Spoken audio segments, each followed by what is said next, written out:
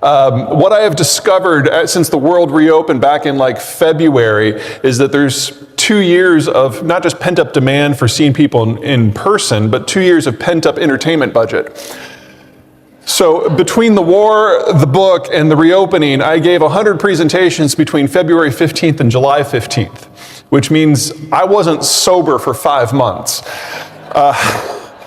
So if some of this seems like a fever dream, you're probably not too far off, but let's go ahead and jump right into it. We need to talk about the war. And for the folks handling the IT system, if you could just leave the slides up, because there's a lot to go through.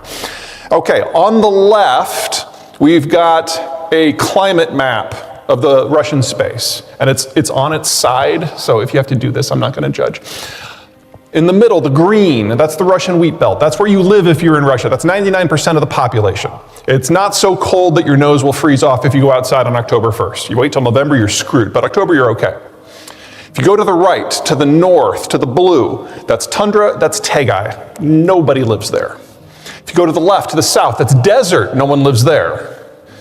Now, when the Russians look at this, they get really depressed because of the beige. Wide open territory that's completely economically non-viable, but brackets everywhere that they live. Territory where it's very easy to run a Mongol horde or a German tank division through. Completely indefensible. On the right, you've got a population center. You can see it lines up with the green.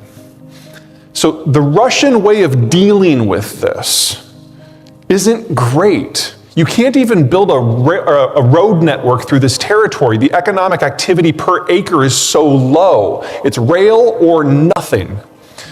So, what they try to do is expand past the green through the beige to get to these geopolitical barriers, mountains, deserts, seas, and then forward position static military forces in the access points between. When the Soviet system existed, they controlled every single one of those access points. When the Soviet system fell, the Russians went from controlling all of them to one. Everything that Putin has done since has been about getting a military footprint in each and every one of those zones. This is Nagorno-Karabakh, this is the Crimea War, this is the Georgian War, this is the Kazakh intervention. They now have footprints in 5. Unfortunately for Ukraine, it's not that Ukraine is in an access point, but it's on the way to 2 of them. So the Russian goal here has always been not just to conquer all of Ukraine, but then to use Ukraine as a military launch pad to those 2 next sections. And those next sections include Estonia, Latvia, Lithuania, Poland, and Romania, NATO allies all. This is how the Russians see the world. They see this as a fight for their existential survival, and they are not wrong. Now, who here is not from Texas? Oh, more than I thought. Texans are friendly. Texas is not as big as they think.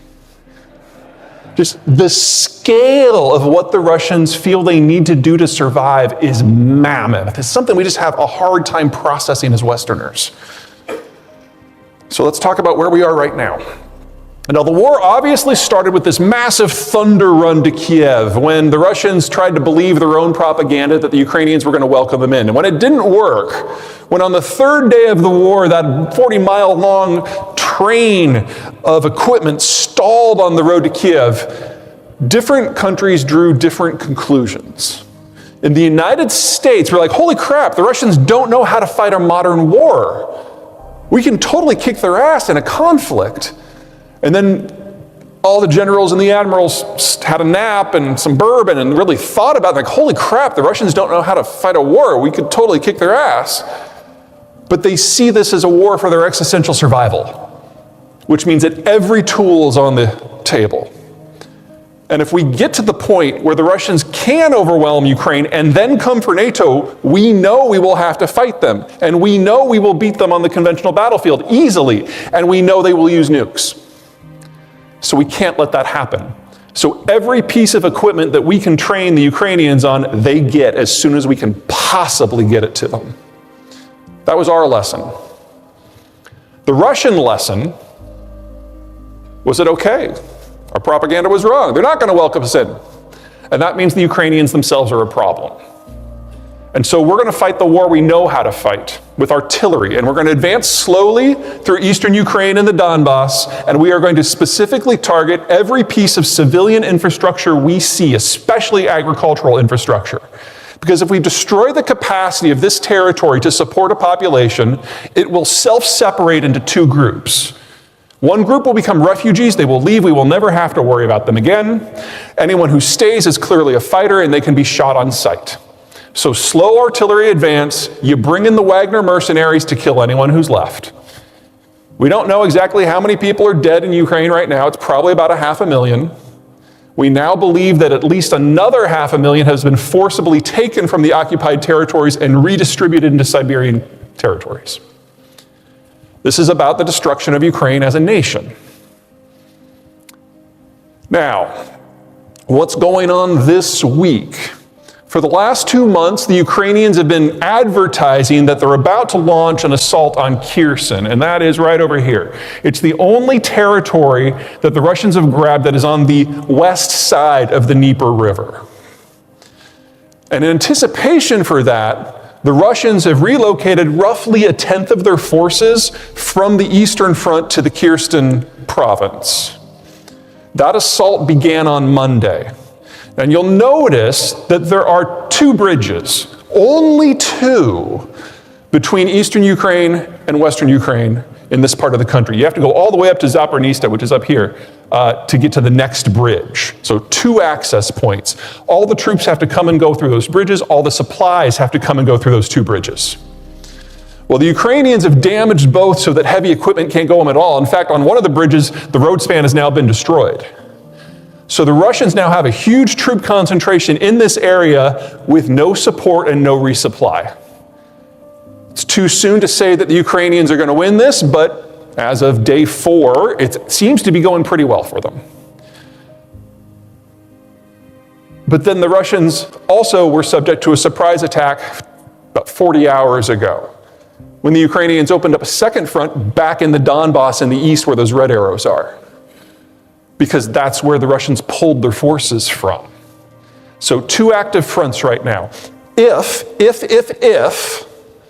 the Ukrainians are successful here, their next target is going to be right there. This is the Kerch Strait Bridge. This is the only rail connection between Russia proper and the occupied territories. All those dotted lines are rail lines, and you'll notice that everything that's in the Donbass doesn't connect to the southern front or to Crimea. It all has to come in through Kerch. If they can destroy that one bridge, the Russians, who don't function well with trucks, who have to have rail, suddenly don't. There's one more little aspect. Take a look at Crimea. Look at this blue line. That's a canal. That supplies all their water for their entire agricultural system. It's 2.5 million people in Crimea. It's the biggest concentration of Russian forces. The sluice gate is in Kherson. If the Ukrainians succeed here, they will have turned Crimea from a strategic launching point with the primary rail connection to being at the very end of a very long and a very exposed road link. Russia fights until it can't. It has never backed down from a war without at least 500,000 battlefield deaths. Right now, we're probably only at about 50,000. But if the Ukrainians can pull this off, you're looking at 2.5 million Russians in Crimea, plus the entire military force suddenly be completely exposed and largely unsupplied. If Ukraine is going to win, this is how it's going to happen. Will they pull it off? No idea.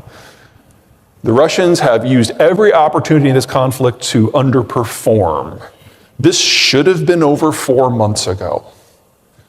But the Ukrainians have stepped up, the West has stepped up, and the Russians have missed every opportunity. So this is a fair fight now. That doesn't mean it doesn't have implications. If you take the 3 belligerents together, treat them as a single economic entity, which I think we really need to in wartime.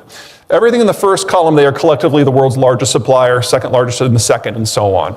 Now, each one of these is an hour-long presentation, so I'm going to talk about 3 real quick that are not at the core of your world, and then we're going to move on to your world.